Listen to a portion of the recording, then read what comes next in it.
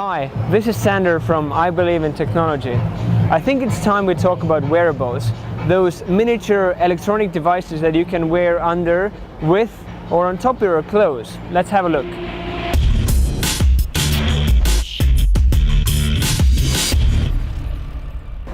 Wearables, as we know them today, are actually a relatively new technology.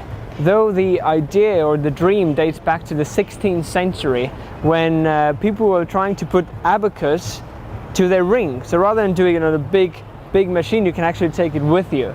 In the 19th century, it was the first time when timepieces were put on the wrist. And it was one of the French-Swiss Breguet watchmakers who made it for the King of Naples to start wearing it. Now it's taken over the world and you see people around you wearing watches all over. It wasn't until the 20th century when the emergence of computerized timing devices started coming along. And one of the most well-known was the one that was built into the shoe, and the computer was put into the size of a cigarette pack in order to go to the casinos and try to trick or cheat the system. It never really took off because of the power of the computers, but the idea was already there. Until the 1970s, when Steve Mann developed the first, or actually invented, the computerized wearables as we know them today, which have complex algorithms, interface and data management behind them. He worked really hard to bring those big computerized systems into miniature versions so they could actually become part of your life. The commercial trials started in the beginning of the 2000s actually, so no more than 15 years ago, when Zypad, Xybernaut, IBM, Fossil, Seiko, they were all trialing to bring out their own computerized wearable technologies. My first wearable experience was probably in the end of 90s when I was using a Casio wristwatch which had a calculator on top of it so I can use that in school. But the real computerized wearable was, I think, 2011 when Nike launched this Nike Plus dongle that attached to your running shoes and had another dongle connecting to your iPod Nano. Then you can measure the pace, the distance and the speed that you were running with. But it was in 2012 where really the kind of next generation, the Nike Fuleband, came out that changed my behavior.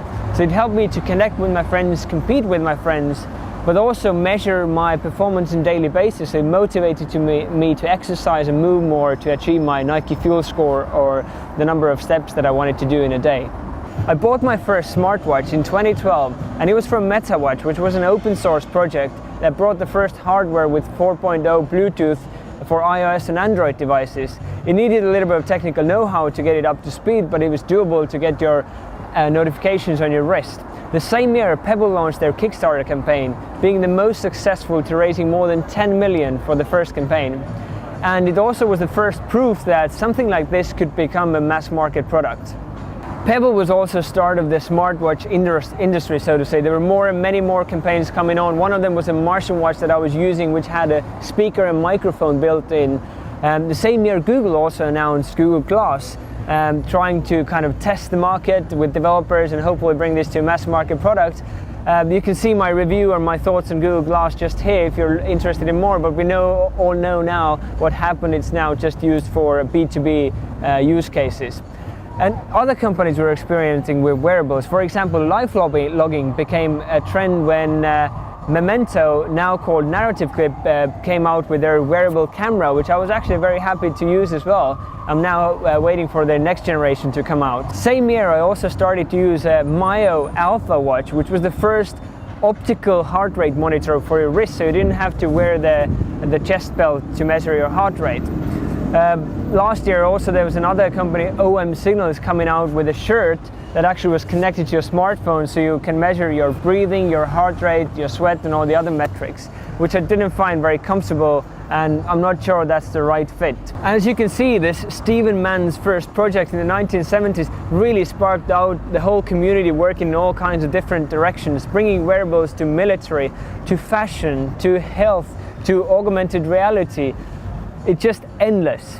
And now, since 2014, we have Android Wear, which has some great hardware from Asus ZenWatch or Moto 360, which is one of my favorites. You have LG G Watch or G Watch R. You also have Sony in the mix, Samsung with their Galaxy Gear, and also this year, just Apple coming out with their much anticipated Apple Watch. which really shows that smartwatches could become the first category inside wearables to go into a mass market product. I hope you enjoyed this quick video on wearables. If you want to see more of my thoughts on Apple Watch and Android Wear, just click on the video here. Thanks for watching.